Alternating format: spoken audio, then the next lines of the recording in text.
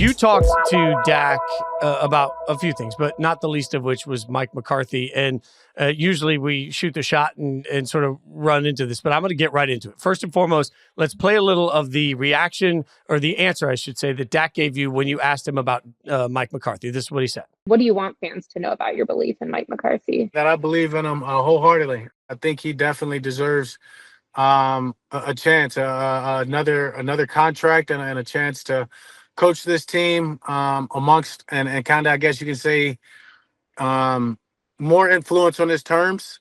Maybe be a good way to say it. But I wholeheartedly believe in him. The guys won a Super Bowl. I know Jerry's attested to that. There's not many guys or coaches who have done that, and to have one that can do it from experience, and I know how valuable he's been for me. All right, so Frank, your initial reaction when you hear that? Part of it was not coach speak because he's a player, but Dak basically speaks like a coach most of the time. And I think that's what you have to say when you still have a guy who is your boss, basically. But the whole influence, what did you make of that, Jori? Because that was the one part where I'm like, oh, that's a little telling, where basically Dak says, like, I interpreted it to be, hey, he needs to have more say what goes on around the Cowboys building, when we all know that's Jerry Jones' domain. Did you take that the same way, or am I making too much of that line? Yeah, first I'm going to have to disagree with your first part, because I'm not saying Dak can't do coach speak and hasn't done coach speak, but when you think about what players can respond, this is why I give Jalen Hurts such a hard time. This is why I gave Micah Parsons such a hard time when they said certain things about their coach, because I was there when Jalen Hurts, after the Tampa Bay playoff loss for the Eagles last year, was asked about Nick Sirianni's future. And instead of saying, I believe in him or I want him back, he was like, well, is that a question? And he would not say that he wanted him back. Earlier this year, I asked Micah Parsons, what do you think about Mike McCarthy being in the final year of his deal? What do you expect? And he said, well, I'm more sad for the Zach Martins of the world who aren't going to be able to make a Super Bowl. Mike McCarthy will be able to find another job if it's not here. And I'm not saying that meant that he wanted him to leave, but those are both very different tropes than what we heard from Dak Prescott yesterday. So I wasn't shocked that Dak said what he said. He said it before, and Dak is loyal. He said it after the Green Bay loss last year, that if Mike's job was in question, Dak's job should be in question too. And that I contrasted with Jalen at the time also.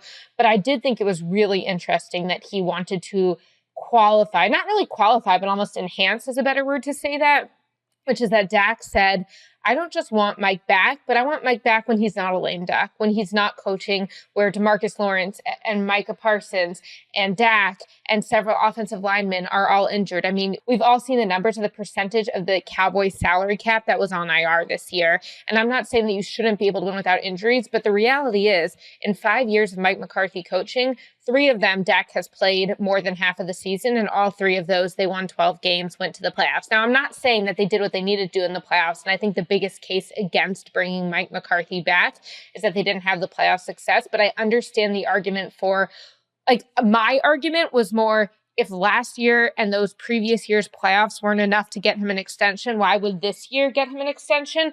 But there is also a case to make, which I think Dak was making to me yesterday, which is, he didn't have the contract. He didn't have the players. They didn't really do anything in free agency. I mean, again, Jerry said he'd go all in. He didn't. And he didn't get CD signed in time for him to be there for training camp. He didn't get Dak signed ahead of time. Dak got hurt, all these guys. So I think that Dak was saying Mike wasn't necessarily the problem this year. And I'm curious, do you guys agree with that or disagree with that? This is what I'll say.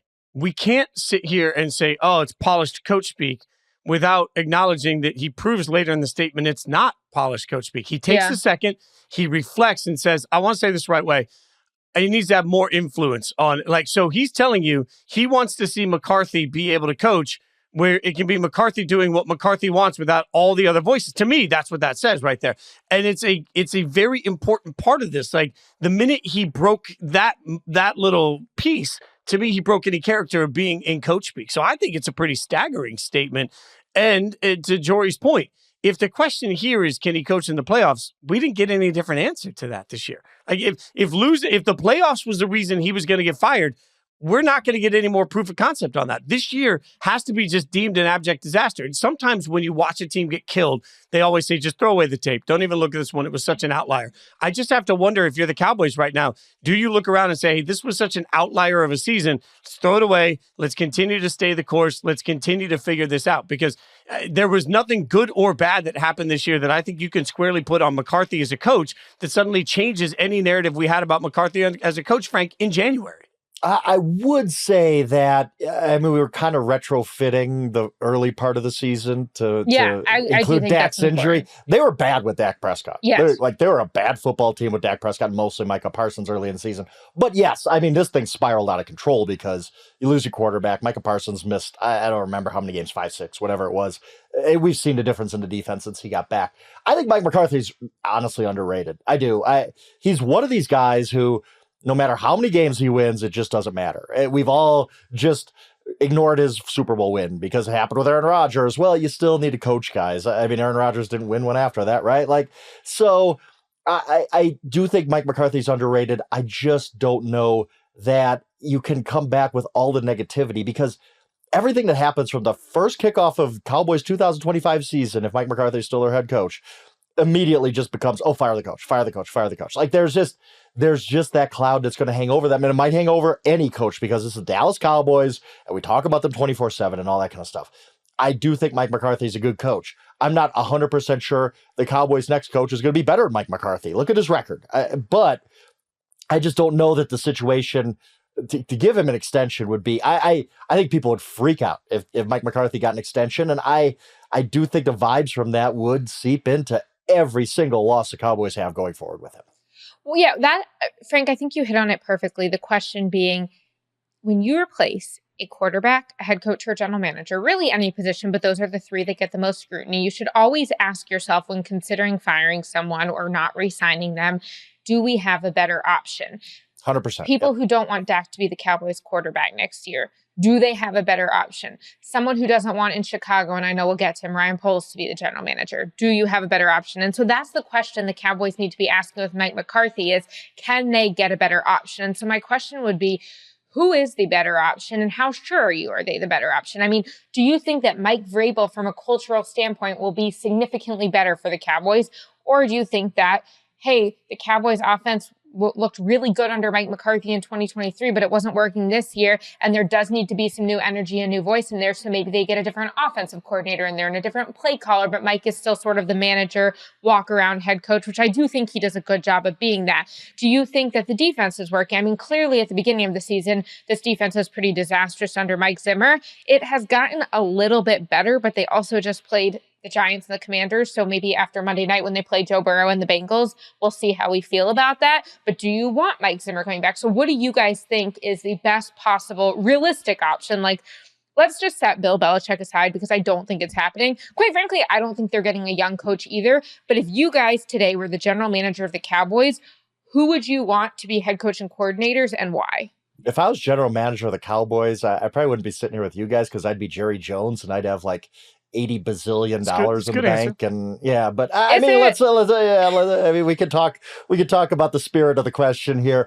And I think I like Mike Vrabel. I always have. I think he's a good coach who gets the most out of his teams. It's not but he'd have to hire the right offensive coordinator. I would trust him to do so. That, I think, is a fully viable option for the Dallas Cowboys. But to your point, and we're going to talk about the Bears in a second, but I'll bring it back. I was talking to one of my friends who's a Bears fan, and he's like, who we got to hire? And I kind of started thinking, okay, let's really think about this, because I mean, we're in the middle of the season. I haven't thought too much about this. And I'm like, honestly, there's not that many great candidates out there. Who's the big time? Yes, Ben Johnson is kind of a white whale out there. I get that. We have no idea how he will be as a head coach, or if he even wants to leave Detroit or anything like that. So he's a kind of mysterious. He's a lottery ticket. He could be great. He could not be great. We have no idea. After that, Bobby Slowick, he was the big name. Well, the Houston Texans offense has been pretty bad this year. And you keep going down the list of who realistically would I hire out of these candidates? Even Bill Belichick. Let's go. I know you didn't want to talk about Bill Belichick. Bill Belichick's in his 70s, and all he wants to do is pass Don Shula and get out. Like, I fully believe that. And Bill join Belichick the wants Mannings to, every Monday night. Right. And Bill Belichick wants to bring his people in. I don't know that he's a great candidate. So when you're the Dallas Cowboys, again, we'll go back to this. You say, okay, we're going to fire Mike McCarthy, but you have to answer, who's going to be our coach week 1, 2025? I don't know that there's a great answer for that. And that might lead them back to McCarthy as much as their fans would absolutely have a revolt over it. Y'all know I'm risk averse just when it comes to a lot of football concepts. I like proof of concept, and I don't like change for the sake of change. So to answer your question, who would I bring back who would I have as the coach of the Dallas Cowboys next year? My answer is Mike McCarthy. And realistically, while I know that everybody's going to sit here and say, how could you bring him back? I'm not throwing CBS under the bus. This is just the easiest example. I went back and I looked last year, CBS.com, they went in and they graded every one of the coaching hires last year. The lowest grade they gave for any of the coaching hires last year was Dan Quinn as head coach. I think Washington's pretty happy with the way Dan Quinn has worked out. In fact, go the year before that. They gave Frank Reich, who didn't even make it through the entire season, a higher grade than they gave Jonathan Gannon. Jonathan Gannon was the lowest of all the grades. I think Gannon, with everything he's got at Arizona, has done a pretty good job. I'm saying this to say, like, there just isn't a sure thing in any of this. Like, it's easy to look back now and say, well, we want to find our guy. But that's easier said than done. And whoever you bring in as the head coach has got to be in love. And I don't mean I mean desperately in love with Dak. I personally think Dak can win a lot of football games. I think Dak's worth loving. But that head coach has got to know he's tied financially to this quarterback situation, and he's tied to some contracts that are going to make it tough to build depth. Like, at some point, the devil is true for Mike McCarthy, and it's true for the Dallas Cowboys. They know Mike McCarthy, and Mike McCarthy knows exactly what he's up against. The funny part about this is I think the Cowboys should bring McCarthy back. I think McCarthy should tell the Cowboys to go to hell and just retire. Like, it's not worth the grief and aggravation that comes with the way that we treat Mike McCarthy because we're supposedly not getting the best results. Like, what coach do we truly think could take this roster with these injuries and suddenly make it into a Super Bowl juggernaut? Like, the way we view coaches has just gotten skewed in this entire process. By the way, is this the point where we get electroshock to have to talk about Deion Sanders and Shedeur Sanders? Because, everybody wants to talk about that nonsense. But no, realistically, I think there will be more headlines for us with Deion. I don't think they will win more games with Deion. No, God, no. Oh, God, no. No. Absolutely C-Rob did a beautiful... Go back and listen to a few weeks ago, and C-Rob broke down why teams won't want Shedeur and Deion on the same... just go back and find it a couple weeks ago. It was a brilliant breakdown. I've stolen it when I get asked the question all the time. So no Shedeur and Deion together. So what would you do, Jori? Like, we've answered it, and I kind of avoided it because I don't know that I'd bring McCarthy back. I don't know that he's going to win in this situation. It just strikes me as a no-win situation for Mike McCarthy. And to Fitz's point, I might just tell him to nah, I'm done. I can't do this. I can't do the circus anymore. What would you do in this situation? Would you bring McCarthy back? It's a great question because a few weeks ago, I was saying, how could they bring Mike McCarthy back? Look at what they were doing. Like you said, the times that Dak was healthy, the times that Micah Parsons was healthy, how bad the defense started out, how unable they were to run the ball, how unable they were to get the offensive line going. And now I think the more the season that goes on, and it's not just because they won a couple games. I don't really think that changed much of what I thought, but the fact it's less about the wins and more about the fact that they're not giving up and kind of turning against each other. I do think that's important because I think that's something that reflects well on the head coach. My biggest issue is this offense did not work this year. I think the defense can be fine next year under Mike Zimmer if they want to keep him. I think that when you get healthier and when you have a second year in the system, it takes a little bit of time to get adjusted to a new system, a new personality. I mean, they had something specific going with Dan Quinn. But I don't think that you can go into next year with no changes on the offensive staff, and particularly whether it's quarterback or offensive coordinator or play caller. I'll get to that in a second. I don't think you can go into next year and say what happened with Dak is just going to fix itself. And look, I think Dak has a really high level, and I think he was a runner-up for MVP in 2023 for a reason. So I think he's capable of it. But I do think there's something to be said for a new voice in the room. And then you ask yourself, okay, like Gerard Johnson in Houston. Now, the Texans have plenty of issues too, so I'm not sure he's the answer, but someone like him, he's a quarterback's coach for Houston.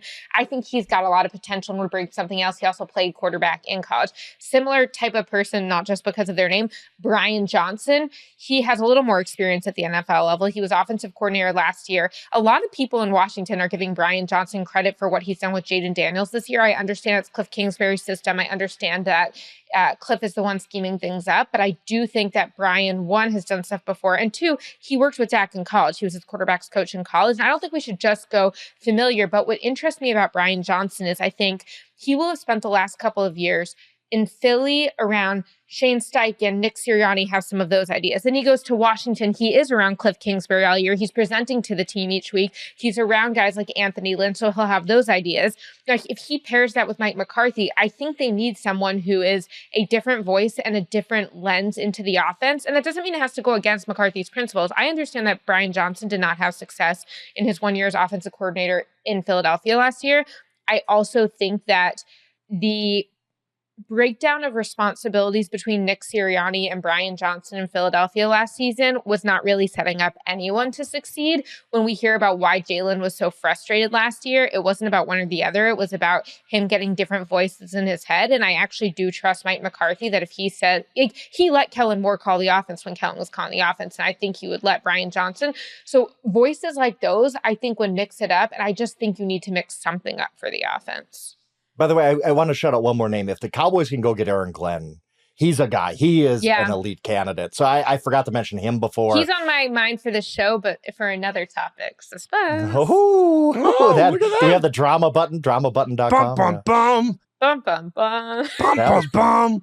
I have another we need that. We need that as a drop. Yeah. You're welcome. Stone, you can just clip that off and play that whenever there's breaking news. I think to this point, there are ways for the Cowboys to tweak what they're doing without blowing what they're doing up. And unfortunately, I say the phrase too often, but they're pot committed, right? Like they if you play poker, you understand that you reach a spot in your hand where you've bet so much that now you got to go all in. You got no choice. I think to that end, when you look at some of the contracts, when you look at some of the issues that they have, they're pot committed to this process that they're in. The biggest question that I have is, can they bring somebody in that can help their offensive line quickly? That's the biggest failing that the Cowboys have on the offensive side of the ball. That's the biggest thing that they're going to have to figure out moving forward, and that's the toughest thing to figure out. So, rather than sit here and obsess over what Dak is going to do and McCarthy's going to do, I'm still a big believer that they're going to have to figure out the offensive line portion of it. Yes. One more. You know who would actually be the best coaching hire they can get, but they can't get him? Sean Not for McVay. head coach necessarily, although I would take him as offensive coordinator. I would love to get Jeff Stoutland in there as offensive coordinator, the Philadelphia offensive line coach. Or if I were general manager of the Dallas Cowboys, whether it's Mike McCarthy as head coach, fine. Honestly, maybe even if it's him as play caller. But the person that I want as offensive coordinator next year is Hank Fraley. And I feel confident there's a chance I'm the first one to say this. He is the Detroit Lions offensive line coach. And when I went to Detroit during training camp, I was really, really impressed with the way the players talked about it. I'm like, look, there are a lot of great coaches on that offensive staff. Ben Johnson obviously deserves a lot of credit. Scotty Montgomery, who's their running backs coach, and he's got some sort of coordinator title, he does a great job too. But the way that Hank Fraley has helped them build their offensive line from a personnel standpoint and a scheme standpoint is really the starting point for why Jared Goff is able to do what he's able to do, for why the running backs are able to do what they're able to do, and just for why they're able to bully people at the line of scrimmage so thoroughly. And a guy like Hank Fraley, or in Philadelphia, you have Jeff Stoutland, guys who have just been offensive line. For so long, Dallas was a team that was succeeding because of its offensive line. That's not to take away from Dak Prescott. And any quarterback plays better when they have the offensive line. I mean, we saw when the Chiefs lost to the Bucs in the Super Bowl, what did they do to help Patrick Mahomes for the next year? When they came back to win too, they shored up their offensive line and they got players. And I think that if you had those ideas, those blocking schemes, and those kind of pass protection in Dallas, I really think that's what was most missing this year in Dallas. And yes, you had a run game problem in Dallas this year, but I think it stemmed a lot more from the offensive line than the running back. Yeah, I love the concept of getting an offensive coordinator that speaks offensive line. I just think I'll continue to die on the hill that the offensive lines across the league are the biggest problem that teams have, and nobody knows how to address it. So giving more power to an offensive line coach that actually does that would be perfect. Speaking of more power in Chicago, what's the future of the Bears? We figured out the Cowboys. We'll figure out the Bears and more. First, we're going to take a quick break. Jori, you went on a deep dive with the Bears. I'm trying to figure out what the future looks. It's amazing to me because a year ago we were sitting here saying, oh my God, the Bears are going to have the first pick in the draft. Caleb Williams, everybody's going to want this job. This is incredible. They decided to keep Eberflus. You both know. You both listened to me yell about that for months and months and months.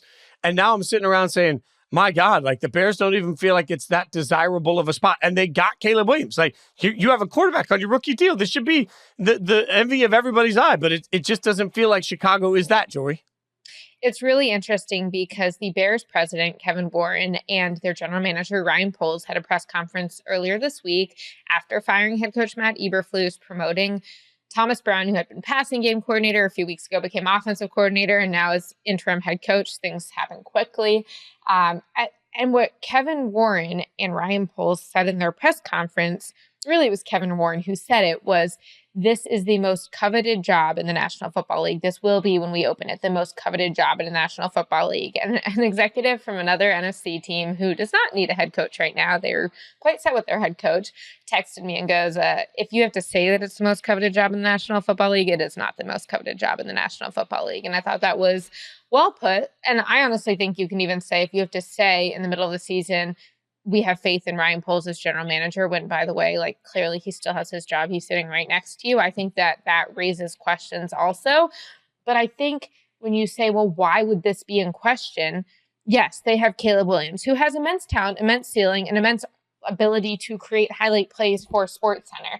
But we haven't yet seen this like consistency and accuracy and like high level play and weathering through adversity from Caleb Williams. And that's not a knock on Caleb Williams. He's a rookie. He's already had 3 offensive coordinators this week. He'll have his 3rd offensive coordinator in his rookie year, 2nd play caller still, but 3rd offensive coordinator. So I'm not saying he should have shown it, but there are still plenty of unknowns with Caleb Williams.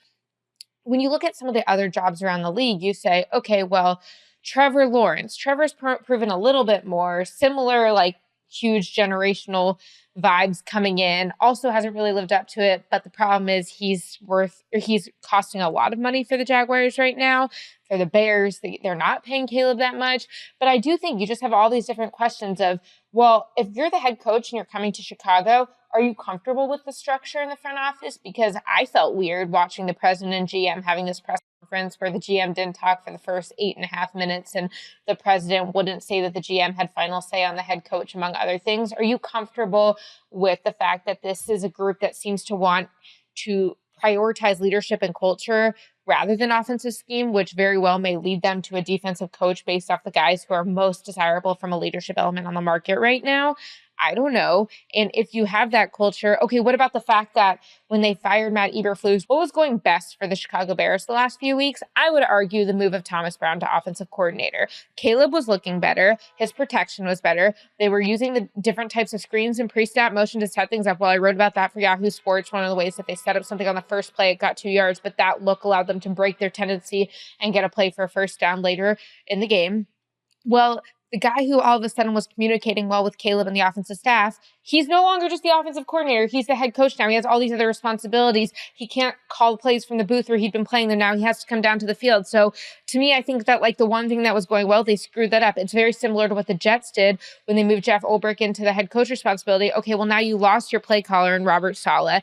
You lost your defensive coordinator because he's now the head coach. You got rid of Nathaniel Hackett at offensive coordinator, and it's been a disaster for the Jets. And so I think that I have empathy in some ways for Thomas Brown because I actually think he was building a really compelling case for himself as an offensive coordinator or more next year, and they kind of took him out of that. Now, I hope for him, I mean, I hope everyone succeeds pretty much, but it's a mess of an organization in my opinion. Yeah, I thought the move to fire Eberflus had to happen. It just had to. You might not want to put him out the day after Thanksgiving to talk to the media first, but whatever that happened, it's inexcusable. They did it because they're a bad organization. And I think, though, that the move to elevate Thomas Brown, it's like, what are you doing? Like, and this is a Chicago Bears. Like, you had one thing working, and it's Thomas Brown. Wow, Thomas Brown's doing pretty well with Caleb Williams. Let's just screw that up and make him the interim head coach. Like, pick somebody else on the staff. Like, anybody else could run a meeting, right? There's like, a reason special teams coordinators are great for Exactly. And so this is just, I've said this before, and I said this about the whole press conference thing when they put Eberflus out there, who said, yeah, I'm confident I'm going to be coaching next week. I'm talking to you guys. And then he got fired an hour later. And there's no excuse for that. Like, I know people are making excuses like, oh, well, they were having a meeting and blah, blah. No. That's inexcusable. And for that, And elevating Thomas Brown when that absolutely made no logical sense is just another way of saying, if you can't get the small things right, how can I trust you to get the big things right? And that's why the Bears' job isn't that coveted. And because it should be. They have guys. They have the quarterback. It is a historic franchise. It's got a great fan base. But do you want to go work in that environment where they screw things up constantly? I don't know that I could trust them to make the right hire right now because they don't get anything else right. So, yeah, maybe they'll stumble upon it like the Houston Texans did, but I don't know that I have a lot of faith in them. And that's why that job is not coveted, because this whole organization has been a mess for so long. And we've all seen it. There was a viral video a few weeks ago, and I wish I could credit it because it was really good, that went back 20 years that the general manager has not picked his head coach and quarterback. And this is going to be the same thing. The head coach is going to come in with a general manager who didn't pick him, with a quarterback he didn't necessarily pick. Now, maybe you want to work with Caleb. I don't know. You almost have to take the job. But there's just this disorganization within the Chicago Bears that I don't think they're fixing overnight, no matter who the next head coach is. Frank, you nailed that, because I think that Kevin Warren made a pretty big mistake by expressing his confidence and his faith and his unwavering faith in Ryan Poles at the press conference this week. I'm not saying he shouldn't have faith. I'm saying I don't know that you needed to say that aloud, because I don't think there's much to gain. Like, he's already in this job. He's already there. He got Caleb Williams. And on the flip side of that, what if you have, let's say, Ben Johnson or Aaron Glenn, the Detroit coordinators, come in and they say, well, I want Ray Agnew, who's currently the Detroit Lions assistant general manager, to come in as my GM, and I want to come in together with a head coach and a general manager on the same page. Well, now what do you do if you're Kevin Warren? You're in an awkward spot because you just said something about Ryan Poles publicly. So either you have to not get your coach necessarily, or you have to go against your word that you did not have to say and there was not much benefit to say. And I think that that is, again, one of the reasons that some people in the league, and an executive I talked to this week, views Jacksonville as a more favorable job because the GM and head coach can come in together. And I think that the Bears should know this. This is not news to them, that they've been in this cycle of everyone being on different pages and not believing in each other. And I think there's a strong reason. I mean, again, you can't change the fact that the quarterback's already there. And I don't think most general managers and head coaches are going to be devastated to be working for Caleb Williams. Even if he hasn't proven himself yet, there's a ton of upside there. But I do think that you have to think seriously about whether the coach you're picking is not only the right coach, but also the right coach with the general manager. And okay, so if Ryan Poles doesn't work out, you fire him in a year, and then you have another GM coming in who also didn't have the head coach or the quarterback. Again, this is just this endless cycle that the Bears have the ability to stop, and they're not stopping it. So it reminds me, the first time when I was just a little podcast trying to make it, one of my first podcasts, I got to interview Adam Schefter. It was over a decade ago. And Shefty, now a good friend. And I sat down on the phone with Shefty, and I said, question I asked him is, what's the difference between a good team and a bad team in your years covering the league? And without hesitation, Shefty said continuity. Like, you have to have continuity if you want to be a stable organization moving forward. And that's never left my mind, because everything you're talking about speaks to what's wrong with the concept of tanking. As a fan of a team that's particularly bad right now, we all know that everybody starts talking about, we're going to tank. Well, the Jags were supposed to tank for Trevor. The Bears were supposed to tank for Caleb. And what you learn is that in the process of tanking, sure, it might get you the guy, but what you have to do, in my mind, is you have to rip the entire organization apart at its seams and start a complete rebuild of everything foundationally you do as a company to maximize that player. Like, if you are so bad that you have the first pick unexpectedly in the draft, or the second pick in the draft, and you have stunk so much that you are at the spot where you're going to get a generational player, then I do believe you have to sit down as an organization and look at firing literally everybody. And you start the rebuild, because, hey, we're going to create a new culture today where the GM and the coach are on the same page with the team president, and every single coach is going to be brought together, and we're all going to decide as a unit what first overall pick we are going to plant our flag towards, and we are going to die on the hill of this one player. I just believe that you end up with this cycle to what you guys have talked about. Bad teams, the Raiders have done this, the Titans have done this, there's several, where it's like, well, this GM brought in this coach, and then this coach gets fired, and then another coach gets brought in, but then this GM gets fired, and all of a sudden, this never-ending cycle of suck, and all of a sudden you wake up one day and you're like, we don't have the one thing we need, which is continuity. I don't believe you can run any business, not just a football team, unless everybody top down is on the same page about how to run that company. If you can't get everybody aligned in a vision, you can never succeed. And bad teams just don't do that. Like, the Jags have basically broken Trevor, right? The Bears are going to break Caleb. And at some point, we're going to blame the player for being the fault. But to me, it's the organization that just surrounds that player with so much suck, they can't find a way to dig their way out of it. That's the flaw. There are two great examples of really, really bad franchises doing exactly what you talked about, Fitz. On the good side, the Detroit Lions, we brought in Brad Holmes and Dan Campbell, and those guys have run that organization, and they're now a model organization. They really are, in many ways. And the other one is Washington Commanders, who just cleaned house. They brought in Adam Peters. They brought in Dan Quinn. And you guys, you and Charles did laugh at me for like, oh, the Commanders situation's so good. But one of the things they did was they just cleaned it up. And they just said, we're starting over. Adam Peters is a GM everybody wants. Dan Quinn is a guy who's gotten a lot of head coaching interviews and has the experience. He can come in. We have the second pick. We're going to make the right call with Jaden Daniels. And so you're right. I think that there's other examples around the league, but those two stand out to me as awful franchises who just decided we're starting this thing with a foundation now. And these guys are going to be in lockstep the whole way. And we're going to go and we're going to turn around our franchise. And the Bears kind of have resisted that for 20 some years now. And by the way, the Lions didn't listen when year 2, Dan Campbell was 1-6 and everybody was screaming, you hired another idiot. The Lions sat there and they're like, nope, we trust this. We're going to be just fine. Like they had a process. They stuck to their process. They saw their process through.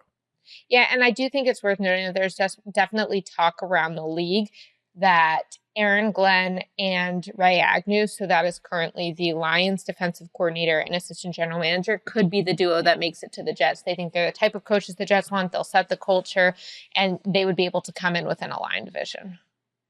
Which then becomes particularly interesting because does that aligned vision, if you're coming in with an aligned vision, does it include Aaron Rodgers in that situation? Like, I think you're completely resetting.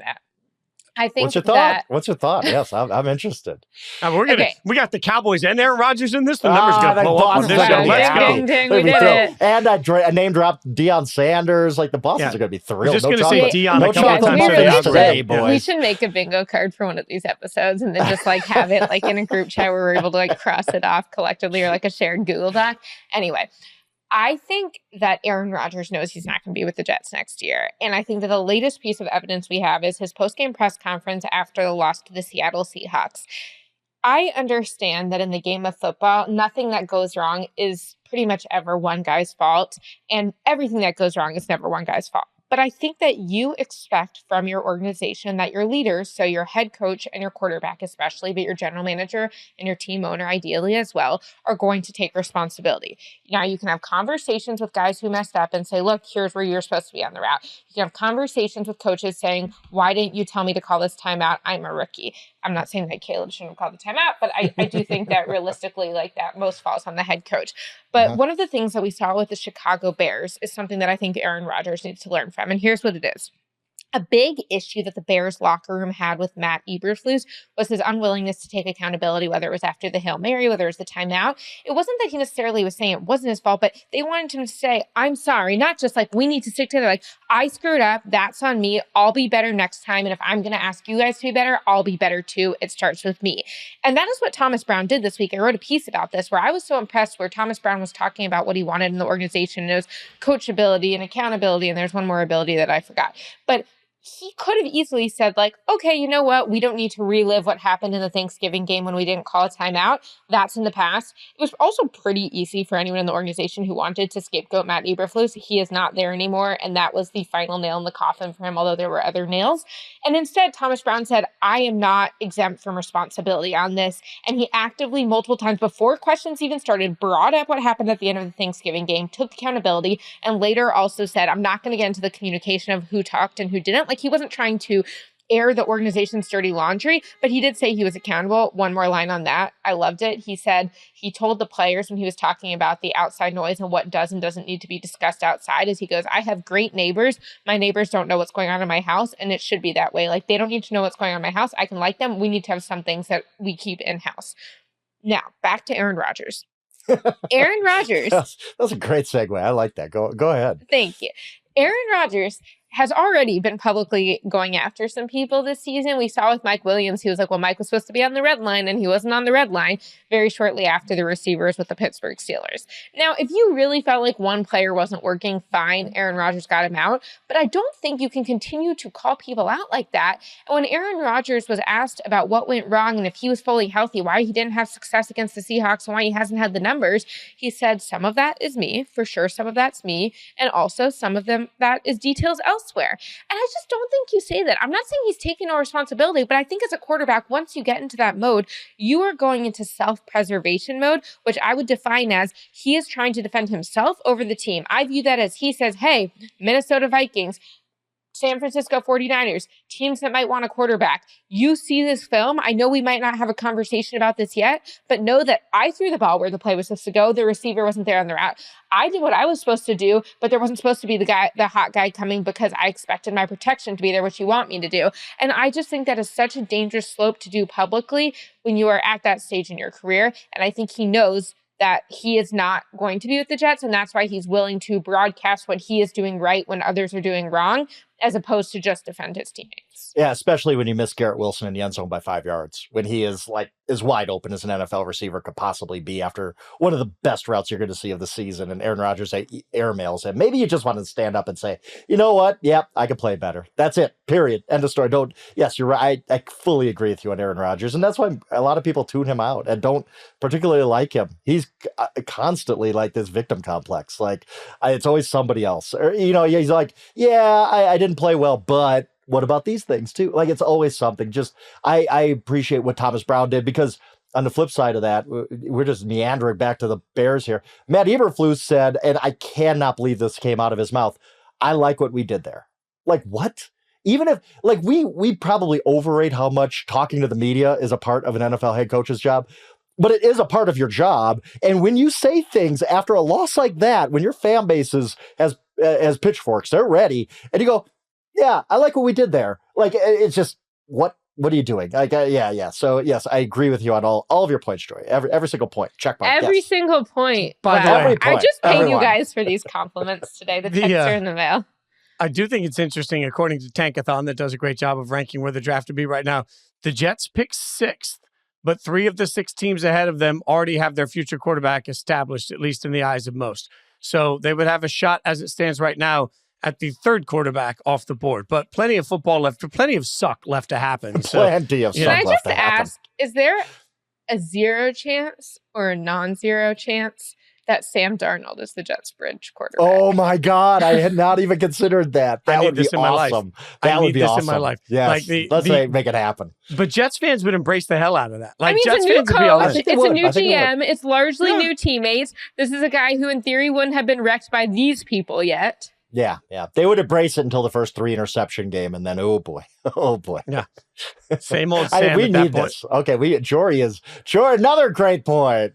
Woody Johnson might be in the UK by then, so he might not remember what happened. Ship him off, whatever. Yeah, it's great. Speaking of quarterbacks, young quarterbacks particularly, this is what's going to skew everybody. Frank, you and I talked last year about how CJ's rookie year was going to change the way we view all rookie quarterbacks. And now this rookie class is going to change the way we view all rookie quarterback classes for a few years, right? Like this current rookie quarterback class is doing things that are going to make teams absolutely destroy themselves next year, tripping over themselves to get another quarterback class. But this one, I think we need to understand that what we're seeing right now feels like it's historic. I know you wrote about it for Yahoo, but it's just, it feels like this one hits different. Yeah, and I remember in August, I think it was, and I don't know if it was on this show, another show, if me and you were just texting, if I was texting, but I remember specifically saying, yeah, there's no way this quarterback class could be 6 of 6. Like the odds say you'd be lucky to have 3 of 6 hit. And so we have to take that into the odds. Right now we're at 4 of 4. We haven't seen the other 2. Penix and McCarthy, who did look good in preseason for whatever it's worth. They did look good back then. We haven't seen them. The other 4 guys, I think we have to say all 4 are hits. Like even if Caleb has been a little up and down, we've seen it from him. We've seen, wow, okay, that dude is a number 1 pick for a reason. I think Jaden's been just awesome. Like, just incredible. Bo Nix has been awesome. Like, we just got to come around to just, Bo Nix is good. Very, very good quarterback. And then Drake May has shown everything the Patriots wanted him to show with a bad supporting cast. This could be a historic class. It really could. I compared it to even 1983, which is almost sacrilegious because that was the Elway, Marino, Jim Kelly class that everybody talks about. It's kind of the gold standard of quarterback classes. Even going back to 2020, you have Burrow and Herbert and Tua and Love and Hurts, which is an incredible class. This one might step up and be the class we're comparing everything else to going forward because all 4 guys we've seen have been great. I think the other 2 guys have a really, really good chance to be good. This is really special what we're seeing. And I think this is maybe going to end up being the story of the season. I've said Jaden's going to be the story of the season. Well, add all these other rookie quarterbacks into it too, because again, Bo Nix has been Sean Payton far have better to be than coach anybody of the thought. year? It's a very interesting race. I've thought about this a lot because the odds are still open at BetMGM on Coach of the Year, so I do think about this a lot. But there are so many coaches you could Dan Campbell. Why not Dan Campbell? Why not Mike McDonald if they come back and win the division? Why not? Like, this is a great race this year. But it's always a Jim coach Harbaugh. that Why not Jim Harbaugh? Nope. It's always a coach that exceeds expectations, and we didn't have these expectations. Right. Yeah. So, yeah, I feel like it's Sean. And Dan by the Quinn, way, I don't think Dan Bo Quinn, Nix. like there's about And I 8 or 9 don't have a personal guys relationship you with can him. I think know of. a lot of media members do, so I'm not putting it out there for that reason. I just think that, yes, Dan Quinn has done a great job and has definitely helped change the culture of that organization, ways that seem like they will ripple for decades. Also, he had the front office that was getting him the number 2 pick. He had some of Cliff Kingsbury calling the plays. Like, I think in terms of coach of the year or MVP, you're thinking about the person's specific input, independent of all the people around them. It's like Mike McDonald also. I don't know that I don't know. Who's another? Somebody Sean else. Payton, he has the 6th quarterback in the draft this year, and he looks incredible. And he was basically playing GM and all this. Sorry, George Payton, but like, he got rid of Russell Wilson, which I thought was a bold move. I'm still not sure it was the move, but no, that's not fair. It was the move. It's still a weird move that was like specific to Sean. I don't think it was the blanket move. I think it was the move for that specific situation. But it is pretty crazy to be able to do what he's doing. One more name I got to throw out that we haven't talked about, but all off season we kind of were like, well, this team is done. We don't got to worry about them anymore. What about Sean McDermott? Why not Sean McDermott? Like, they're probably they got a shot at the number 1 seed when we all wrote them off this offseason. And also Mike Tomlin. Like, if they win that division, why is Mike Tomlin not the coach of the year? I've written about that. We've talked about that. He's done an amazing. There's about 10 guys who you could make a realistic argument for. But yes, but at some point, Mike Tomlin and Sean Payton have to cancel out because one got rid of Russell Wilson and one took him in. I don't think Bo Nix would be having this level of success with virtually any other coach. It took a special combination of coach and quarterback together. But the quarterback combo is interesting to me, Frank, also because you mentioned we haven't seen the other two play. On the draft day, when we were doing the Yahoo shows, like, one thing that stood out to everybody was that most people around the league thought whoever was at Minnesota would have the best chance of success. So we haven't even seen the person that we thought was drafted into the best situation. Like, that's JJ. So then I'm sitting around, I'm looking at Michael Penix Jr., and I'm just wondering, y'all, like, at this point, it wins above replacement. Like, Frank and I talked about this on Sunday, Jori, but like, if what we're going to get from Kirk Cousins is what we've seen of late, why not just put Michael Penix Jr. in? At this point, I know Atlanta's still in the playoff race, and that's everybody's mindset, but Kirk Cousins ain't helping you stay in the playoff race when he's throwing a bunch of picks. Like, I want to see the young kid go. Like, look, he was the 5th quarterback taken. Let's get him on the field. I think when you get to putting a young quarterback in, if your playoff hopes don't seem very viable, the main reason to do it is because next year, so the immediate following season, you want that quarterback to be your guy, and you want to get a little bit of a sense of where he's at and what you need to do to succeed. I don't think the Falcons planned for that. I think the Falcons planned for Kirk Cousins in 2025. That's why they gave him the amount of guaranteed money that they did. And it wasn't just the guarantee, but the structure wasn't the big deal between the Vikings and the Falcons, that the Falcons were willing to guarantee essentially 3 years of salary as opposed to the 2. And it wasn't a money-specific thing that Kirk wanted. It was the willingness to commit to him for 3 years. And so I think when you look at that, especially given that Kirk is coming off an Achilles, and as I say all the time, the league believes that Achilles, ACL, all those type of tendon injuries, the first year back, you're not all the way there, but the second year physically, you should be. And so I think that this team wants Kirk to succeed for next year. And so they should be trying to figure out what went wrong and what isn't working, particularly in a 4-interception game, rather than trying to go to Michael Penix. The only thing I'd say to that is that's 3 straight games. In the last 3 games, he has 0 touchdowns and 6 interceptions. Averaging about 62% completion percentage. Like, these look like numbers that Michael Penix Jr. could put up, even if he was barely like. I don't think there's a big drop off. So I hear you that they want to try and get another year out of Kirk, but man, like, this is flailing right now. So maybe it is time to just see what you got at that quarterback position. It's been ugly. One point I want to make before we move on. NIL money is a big reason quarterbacks are playing so well early on, isn't it? Because a guy like Bo Nix stays in college. A guy like Jaden Daniels stays in college. We all talk about experience matters for these college prospects. Anthony Richardson, a great example of a guy who had no experience and has struggled out of the gate. The more experience you get in college, the better you're going to be as a pro. That's not a blanket statement, but typically that's true. Whereas if I'm a Jaden Daniels 2 years ago, if I'm a Bo Nix 2 years ago, I'm sitting there saying, without the NIL money, I'm like, I got to go to the pros. I don't want to ruin my chance of making money. Both of those guys made more than $1 million last year, I believe. I looked it up. I don't know exactly. It's nebulous how you can find out those figures.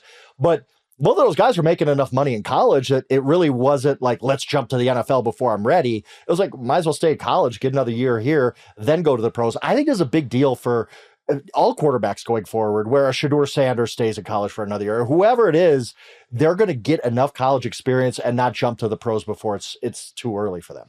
That's such a great point, because one of the biggest issues the NFL has with the urgency and lack of patience starting quarterbacks, that they're starting so early, is that there is no development league. This is not baseball where you have a minor league. This is not a G League basketball situation. And so you need some sort of developmental grounds. And it sounds like what you're saying is, hey, year 4 and 5, you have a medical red shirt, and these guys, they had COVID. That could be the development ground, especially if you're transferring. I mean, what Joe Burrow and guys like him did, or Jaden Daniels too, is not only are they transferring and having like their second stage of their development and their second environment, but also they're graduating before their final year. So they really have pretty good leeway in terms of how much time they could spend on football. And I think that that's a great point. Yeah, I mean, I remember talking to Bo Nix before the draft, and I asked him which campus he liked better of the campuses he was on, Oregon or Auburn. And he said, I don't know. I've never seen the Oregon campus. Like the minute he got to camp, the minute he got there, he's married. Like he was just a grown-ass man playing college football professionally, right? And Frank, you make a huge point. And I think we need to remind everybody that Cam Ward and Shedeur Sanders have both played a lot of college football. So some of the projection, what is the ceiling for this guy? Like Anthony Richardson, we talk about almost every week on this show, because we knew that he didn't have a lot of film and needed more time playing, right? Well, that's just not going to be the case for a lot of these kids that get drafted at this point. We're going to know plenty about him. All right, power rankings. What do we know? We'll be back in just a second. We'll break it down. All right, Frank, the Lions, top of the power rankings at 11-1. But you're saying that it's not safe. Come on, man, give me the drama. Where's the drama coming for the Lions? There's only been one 14-win team that didn't get a number 1 seed. That was the Patriots. The Steelers went 15-1 back in 2004.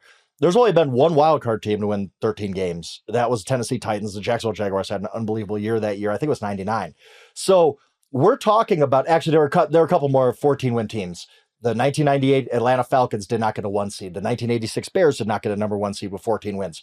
We're looking at both of those things potentially happening right here, because the Lions have to be sitting there at 11-1 saying, we might need to go 16-1 to get the 1 seed. Because the more I watch the Philadelphia Eagles, the more I'm like, I've said that there's a big gap between 1 and 2.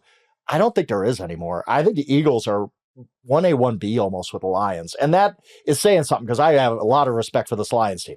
This Philly team is awesome. Like, they are really good. And if we look at their schedule, I don't see many losses on it either. They could go 15-2. And then what do the Lions do the rest of the way? And not to mention, the Vikings are right behind them. They're the least talked about 10-2 team that I've ever seen, because the Lions have sucked up all the oxygen in that division. That's who we talk about.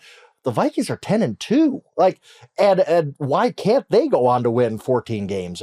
But we might see a 15-win team be a number 2 seed. We might see like a 14-win team be a wildcard team. Like, that is absolutely unprecedented, even with the extra 17-game schedule. And I think just this Lions, this Lions fan base, this Lions team that's been waiting for this magical season, this historic season, and they're 11-1, and they're like, my God, we can't afford to lose a game the rest of the season if we want to get to where we want to go. I think that's a really, really big story for these last 5 weeks. It's so interesting. It's so sad to think that like the Lions, who have never won a Super Bowl, could like make it this far and then not. I know that's how statistically most of the NFL teams work, but that's why I think when we get, and I know we're going to get to our Thursday night preview, but I think that it would be better for the Lions in some ways if, whether it's the Packers or the Bills or like one of these good teams that they're playing coming up, they don't win against, because I think you don't want to. But I don't know. I get nervous about the long winning streaks when you get to playoffs. You need to have a little bit of like what you learn after a loss. Definitely, but they might legitimately, when you look at the Eagles' schedule, they could legitimately be a 15-2 team playing on wildcard weekend. Like, unbelievable to me, but it's really on the table for either the Eagles or the Lions. I have not broken down the tiebreaker situations between the Eagles and Lions that they finished 15-2. I should actually, because it matters. The Eagles because could be a 15-2 team that we see on Wildcard Weekend. It's unbelievable. It's never happened. Yeah, the Eagles have one tough game left against the Steelers. Everything else in front of them is cake. Yeah, and is that even like if Steelers and Eagles play today? I know who I'm picking. Like. Yeah, they could lose that game, but I don't think they will. Could you imagine the last game of the season between the Lions is the Lions taking on the Vikings? Yep. Can you imagine a 2-loss Vikings team and a 1-loss Lions team in the last week of the season? And like the loser is going to have to play a wild card weekend? Like the loser could be a wild card team playing on the road, like in some crazy scenario where everybody kind of wins out. And at some point, I don't think the Vikings are going to win out, but I can't. I've been kind of doubting them for a few weeks here now, and they just keep winning games. So there is a somewhat realistic scenario where you're right. A 15-1 Lions team could be playing a 14-2 Vikings team, and the loser of that ends up as a wild card team going to play the Buccaneers week 1 in the play. Like, it's just incredible how the top of the NFC is this year. It's unprecedented. By the way, most of us didn't expect the NFC to be necessarily the gauntlet that it has turned out to be. And a lot of us thought the AFC was going to be better than it is. So just shows you why the NFL always wins. Monday Night Football. Yeah, we should probably stick to Thursday Night Football. Thursday Night Football. Green Bay at Detroit. Detroit a 3.5-point favorite. Frank has gotten this game right 11 times. Jori 9. I'm embarrassingly at 4, which puts me tied with Stone. But I should note that Stone didn't start even trying until a few weeks ago. So that's this game so far is very reflective of my betting bank account this year. I'm getting my ass kicked. So Green Bay favored by 3.5. Frank, you are the resident expert in the room. Who do you got? Was surprised to see the line as low as it was. I expected above 4.5, 5, maybe the dead number there, because the Lions have just been that good. It kind of startled me for a second, but I'm just going to stick with it. I think the Lions are, if not the best team in football, 1A, 1B with the Eagles. I'm not there with the Packers yet. I think they're good. I don't think they're great. We saw the Lions dominate them once. Some defensive injuries for the Lions do worry me a bit, but how can I go against the Lions? Only giving 3.5 at home. This isn't a normal Thursday game. Both teams are on full rest because they both played on Thanksgiving, so there's not even that weirdness involved. I don't know why I wouldn't take the Lions in this game. Let's put it that way. Well, Stone is also taking the Lions, and I'm taking the Lions. So, okay, Jori, I was already going to be fine on this, but I'm nervous. I don't know why I'm taking against the Lions for the second week in a row. It's honestly not even because I doubt the Lions. It's because I think that if the Lions want to win the Super Bowl, they need to lose a game.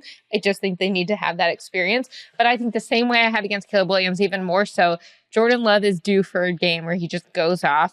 The Lions have a lot of defensive injuries. Matt LaFleur is a very good coach, and I do think that there are some things that the Packers will understand about the Lions having played them. So I'm going with the Packers, but I'm not going to go with them against spread. I will say the Packers will win by less than 3.5. All right. Now that's a narrow runway to land on, but I respect it. I don't know why I'm giving myself this runway, but we're doing it. It happened like 5 times in the NFL last week where a team a favorite won and didn't cover. It keeps happening to the Baltimore Ravens. Do you know that they've lost 3 games this year by a point spread that is smaller than the number of points they could have gotten from Justin Tucker's missed kicks? Justin Tucker's broken. That's like no, he's actually like still better than most kickers in the league. That's the irony of it, but well, Justin Tucker is broken for the standard that we hold Justin Tucker to. All right. As always, if you've listened this far into the episode, rate, review, subscribe, tell your friends, your family, tell your enemies, tell everybody. Follow us all on social media. And most importantly, give Stone a big hug. If you just see him walking around the streets, just walk up and hug Stone. I'm just, you know what? I'm trying to promote Christmas hugging. I just want to see. Have you guys ever seen Stone walking the streets? Because I have not. Couple times, yeah, just out in Castle Rock, Colorado here. I'm like, wow, it's Stone Rochelle. Whoa. I didn't expect to see you here.